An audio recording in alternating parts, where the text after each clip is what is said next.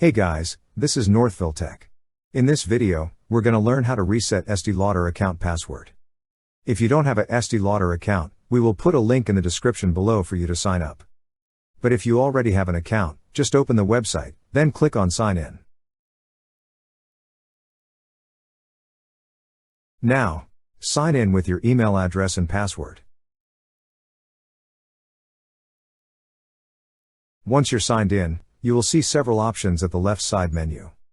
Click on the option that says Personal Profile. Here, you will see a section for password. Beside your current password, is an option that says Reset Password. Click on Reset Password. Then a pop-up window will appear. Now on the first field, enter your current password. On the second field, enter the new password you wish to use. Enter it again on the third field to verify password. After entering, click on the Submit button. That's how you reset Estee Lauder account password. Thank you so much guys for watching, and if you have not yet subscribed to our YouTube channel, please subscribe to our YouTube channel as we create tech videos almost every day.